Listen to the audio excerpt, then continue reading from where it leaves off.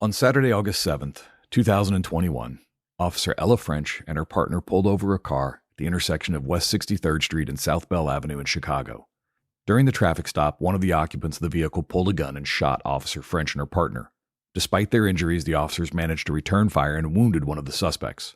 The officers were transported to the University of Chicago Medical Center, where Officer Ella French died of her wounds in the line of duty.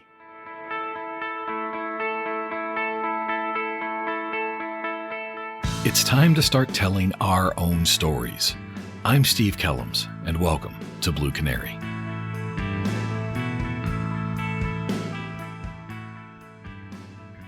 The death of Ella French is only one of over 200 in the line of duty deaths so far in 2021, but it grabbed the public's attention for a short period of time. Officer French gave her life to protect her city, and she deserves the highest honor for her sacrifice. But she wasn't the first, nor will she be the last. On April 9th, 2020, Officer Brianne Leith of the Indianapolis Metropolitan Police Department was murdered while responding to a domestic violence call. Officer Leith's murder inspired me to start this podcast. "You signed up for it. It's part of your job," is a statement I, and I'm sure you, have heard all too often. The idea that when you sign up to be a cop, you have somehow agreed to being murdered is ridiculous. That sentiment is typically made by those who believe that being a cop is somehow less than being human. It's a statement made out of hate. But what are the consequences of murdering a police officer? In Dave Grossman's 1996 best-selling book, On Killing, he identifies a concept he calls the universal phobia. Grossman says that most people cannot intentionally kill another human being. While these people can be responsible for accidental deaths and crimes of passion, the premeditated, intentional killing of another person is almost impossible, and this constitutes the universal phobia. He goes on to describe the psychological trauma that can occur when someone takes another person's life. I believe that the concepts discussed in On Killing are not simply anchored to the individual. I believe those same issues can be found in a community as a whole. When you look at the killing of a police officer, that psychological trauma doesn't stay with the individual. It's absorbed by the community. A person who is willing and capable of killing a law enforcement officer, a representative of the community, will likely have no issue killing anyone else. And when a community loses an officer to an in-the-line-of-duty murder, everyone feels a little of the pain, shock, and fear. Everyone hurts. There are a lot of reasons officers die in the line of duty, everything from automobile accidents to health issues to assaults. In 2019, 151 officers died in the line of duty. That number increases dramatically in 2020 to 369, with 240 of those deaths being caused by officers contracting COVID-19 while on the job. But for this episode, I'm going to focus on the assaults against officers. Understanding why and how officers are murdered in the line of duty is critical, not just for the officers themselves, but for the communities they live and work in. Where, when, how, and why are officers being murdered? One of the tasks of the Federal Bureau of Investigations is to gather data and information involving law enforcement officers killed and assaulted in the line of duty. This is known as the LEOKA project. Since 1996, the FBI has been gathering and compiling this information and sharing it with the public as well as other law enforcement agencies. It's been used to develop survival training for officers and is very important data to be familiar with and understand. Now, this is going to get a little number heavy, but I'm going to try to focus on a few important and interesting figures. I'm also going to look at statistics from 2019, 2020, and 2021 up to the recording of this podcast. That will help us understand what may or may not be changing in the world around us. And spoiler alert, there have definitely been some changes.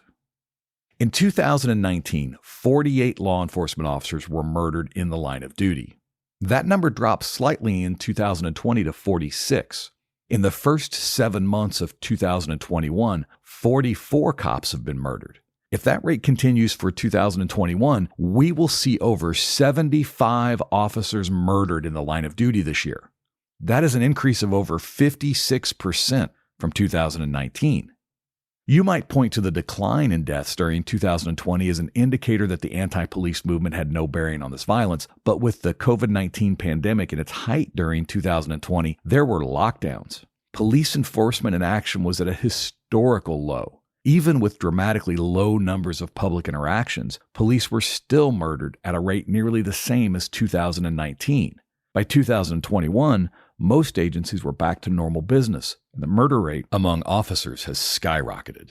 56% increase is a huge number and should be very concerning. Why have our numbers jumped so greatly? Obviously, the defund the police movement, in conjunction with protesters calling all officers bad and advocating for the murder of police officers, has had an effect. The politicians, media, and celebrities pushing the anti-police rhetoric only reinforce the protesters' signs and chants. This has made the dangerous job of policing even more so. What are the officers doing when they're murdered? During enforcement action tends to be the most likely time an officer would get murdered. We trained for years that the most dangerous time is during an arrest situation. The moment the cuffs go on is when the bad guy decides to fight. That has continued to be the highest statistical point of resistance. However, a smaller statistic has raised some red flags.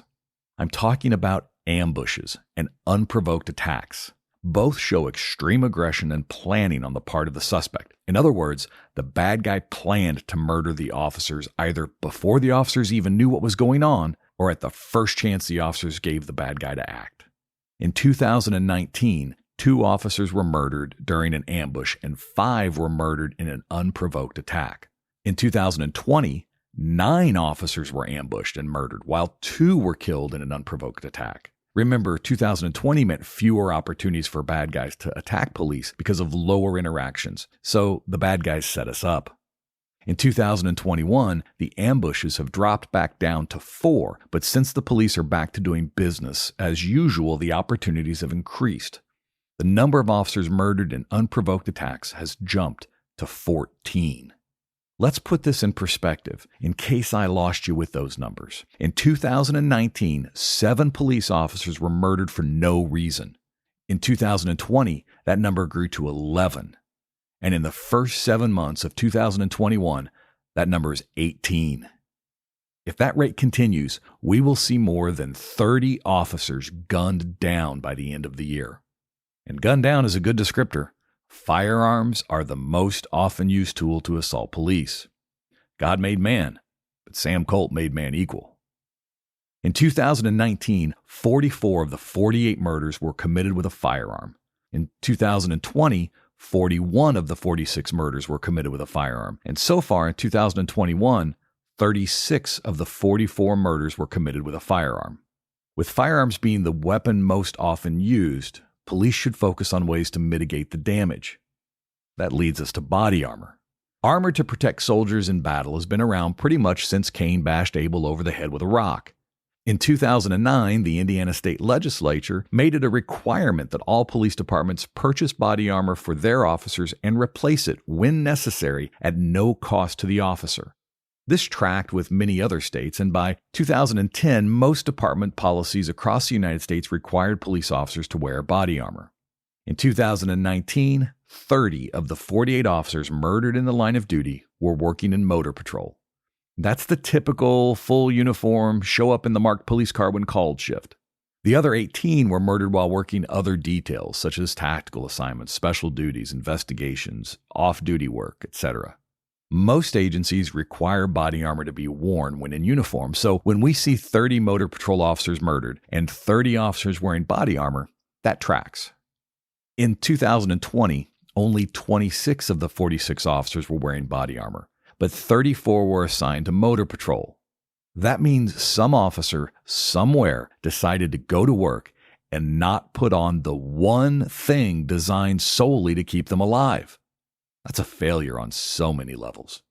It gets worse. So far in 2021, we don't have the statistics yet for how many of the 44 murdered officers were working a patrol shift, but we do know that only 16 of the 44 were wearing body armor. People, put on your body armor. Blue Canary is here to help you tell your stories, and I couldn't do that without the help of some very generous sponsors. Let's take a quick break to hear from one. Help your team rise to increasing expectations with Agency 360's cloud-based software. Whether it is for the training of new employees or annual performance evaluations, Agency 360 can help trainers and supervisors streamline documentation, create consistency, and communicate clearly. Help retention by setting the tone and culture early with Agency 360. Learn more at agency360.com. That's AGE ncy360.com. Dates and times are often given special attention. One thing I can tell you for certain after 30 years in the business is that deadly force encounters can happen anywhere, at any time, to anyone. But what do the statistics have to say about dates and times? While the statistics track months of the year and days of the week, there aren't very many strong correlations there. Things get interesting when you look at the time of day in which officers are murdered. Many officers feel like the most dangerous times at work are those midnight shifts. We joke that nothing good ever happens after midnight, but you must understand that the highest call volume takes place between noon and midnight. At my department, 42% of all calls for service at the department came in between 1:30 p.m. and 10 p.m. The more interactions you have, the more likely something is going to happen. Also, when you're running from one call to the next and the screen is full of pendings, you don't have time to think. We cut corners to speed things up. Officers stop using contact and cover tactics, we stop waiting for backup, and we stop being safe. This is where the major issues of being understaffed and overworked come into play. Officers work hard for their communities and often respond like they're getting paid by the call and not by the hour. These lead to poor decisions being made in how to respond to calls. That opens us up to threats that can and do result in not going home that night or ever again. I remember one early evening at work, I was dispatched to a suspicious person call. The complainant said that a man was moving items out of an apartment and the caller had never seen the man before and didn't think they belonged at the residence. We were slammed. Calls were backed up and officers were running from one place to the next. I acknowledged a call and headed that way, by myself. I should have waited for backup. I should have taken my time and made sure I was safe. But we were busy. There wasn't going to be anyone free for a while. I was sure it wasn't a big deal, probably didn't realize they had new neighbors, so I rolled on it anyway, by myself. I would also like to point out that my supervisor didn't call me off. No one stepped in and said, hold that call until we have proper staffing to take it.